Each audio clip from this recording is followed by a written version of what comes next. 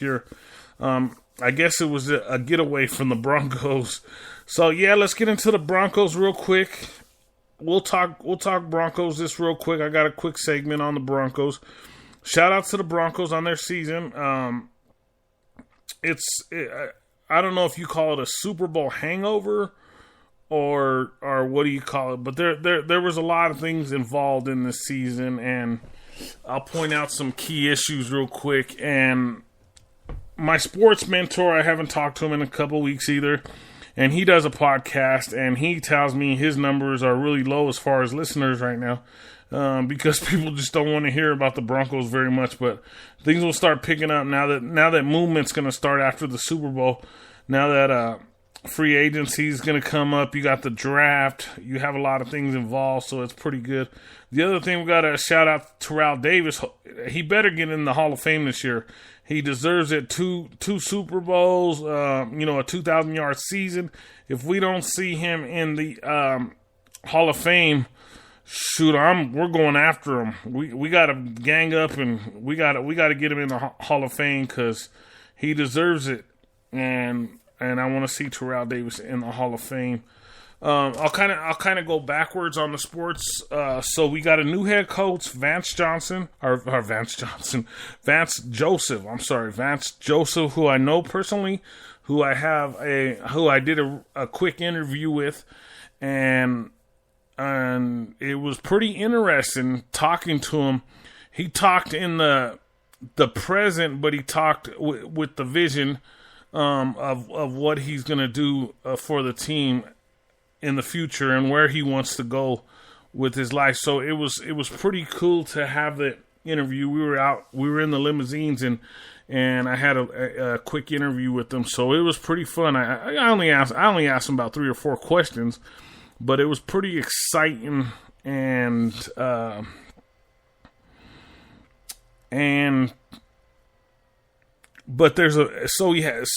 what I'm getting to is he has a vision.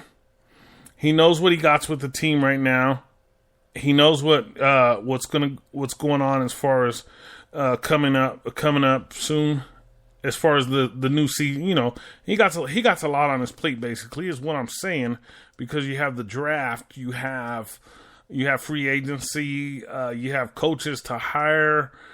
He has a lot of things he got to do. He got to get that squad together so that the Broncos are ready, because it's not a rebuild. It's really not a rebuild, because you have that full defense. Just a couple key things that they got to work on, and it's really just basically offense. As long as they can hold that defense together and maybe get another D lineman, we're looking pretty good next year. We're looking as contenders next year. So Vance Joseph, shout out to you for being our new head coach. I thought it was going to be Kyle Shanahan, which everybody thought, but I think in all reality, he's in the Super Bowl now. As of right now, it's Atlanta and New England. If you're just catching it, it's Atlanta and New England Super Bowl. It's kind of an oddball Super Bowl. I was actually going for Pittsburgh, even though I don't like Pittsburgh. I just don't like New England. I don't like the Raiders first, and I don't like New England second. So I was going for Pittsburgh. But anyway, there was some weird stuff going on in Pittsburgh too. So anyway, getting over to, this was kind of sad news. We knew this kind of early in the season. Gary Kubiak retired. And it was hard to watch Gary Kubiak retire. A lot of people blamed a lot of things on Gary Kubiak this year, but it wasn't Gary Kubiak. But health reasons, I understand. His family, it's more important to be around for his family. And I guess what he was going through was so severe that he had to retire because of health. And he's such a young guy, so it's hard to see him go like that, retiring at such a young age, and with all the potential, especially with a great team like this in front of him, with the Broncos, who could win multiple Super Bowls over the next couple years. Over the next 4 or 5 years, the Broncos could potentially win 2 or 3 Super Bowls. We'll just say over the next 7 years, the Broncos potentially could go to 2 or 3 Super Bowls. That's what I'm going to say. With the defense we have, if we can utilize it and get it done, get the job done. So that's where I stand on that. And I hope they do. I hope that things develop, and I hope that things go. But it's kind of sad to see Gary Kubiak go. So to wrap up the season, we ended it with a winning record, which was okay. We didn't make the playoffs. Shout out to you, Gary Kubiak. I hope everything's is awesome in your life. I hope you have a healthy life, and I hope you get better from what's ever ailing you, and all prayers to you, and prayers to all your family. So from the Diaz Sports Podcast, it truly comes from me, because I truly respect you, and it is so awesome that you were our head coach for just 2 years, but it was, we got a Super Bowl out of it, so it was pretty cool. So getting to the season was kind of rough. It wasn't as planned out. I just think they took the wrong route, and I don't think Trevor Siemian will be here next year. As far as, well, I'll start with him.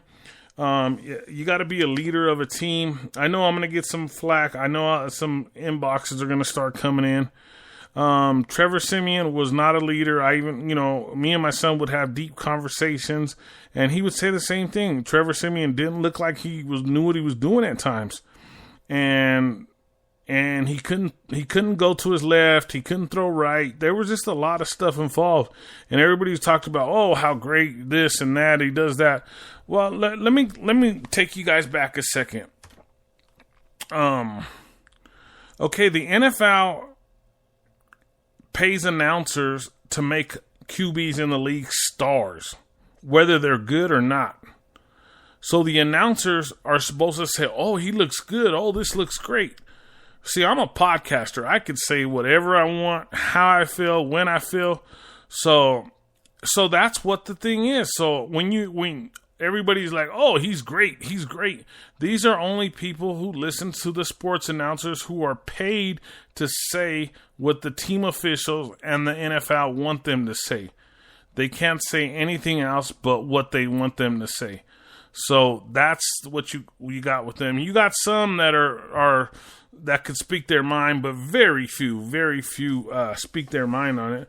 And I'm blessed enough to be a podcaster and speak my mind on it, and I am. Trevor Siemian was not a very good quarterback, and I tell you right now, if they would have switched and gave Paxton Lynch the job early in the season, the Broncos would have at least been in the playoffs. We would have at least been a playoff team. And if you get into the playoffs, that's all you need. Any team could get into the playoffs, go on a run, and go to the Super Bowl. Any team could do it. It just takes... We had to go on a run last year. Yeah, we had Peyton Manning at the helm, but we went on a run last year. We got in the playoffs, got number 1 seed, went on a run. Same thing, it could happen anytime. I've seen it happen over and over. The problem is when you don't got a great offensive line, when you got a mediocre offensive line that averages about 70%. Some of the players were ranked at 71.2, 71.4. You had some at 69. So that's why I'm saying around 70%, your line, that's not great. It could be better. It will be advanced. But the other thing a lot of people don't know is the West Coast offense, actually the blocking scheme takes 2 to 3 years to learn. So when you're mixing and matching, for Gary Kubiak only had 2 years here, so he really didn't get a chance to put the blocking scheme in. So the blocking scheme was all messed up.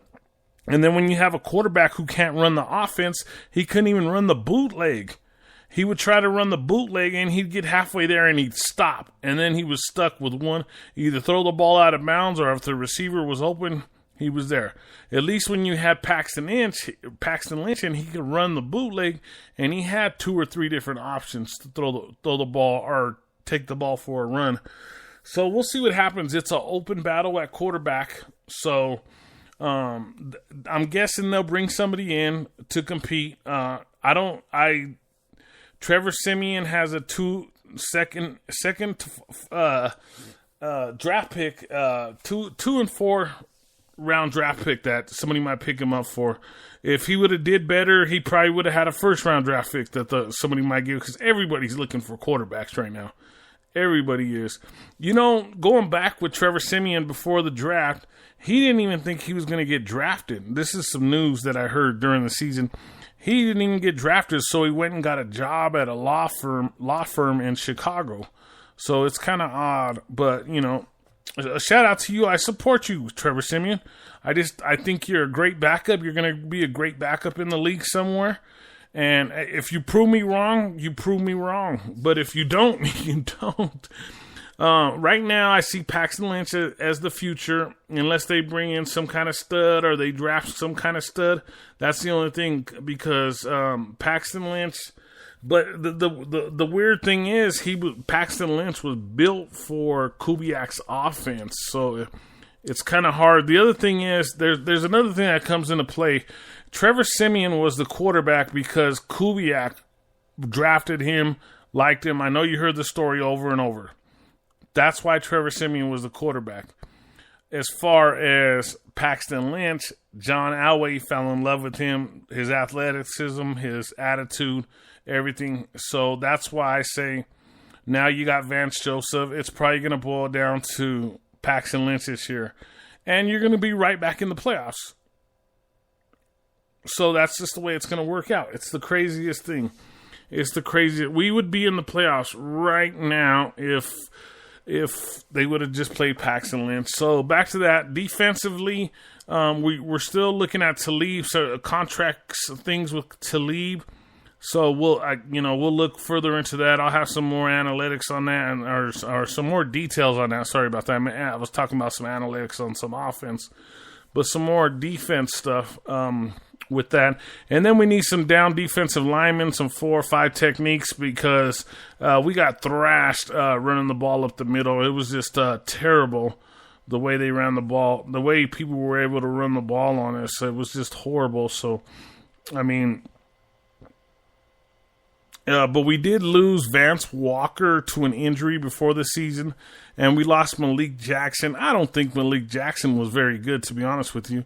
Yeah, he got the big contract in Jacksonville, but you know who got him that contract? Von Miller did in the Super Bowl, on the Super Bowl fumble that Malik picked up in the end zone. That's how Malik got that big contract.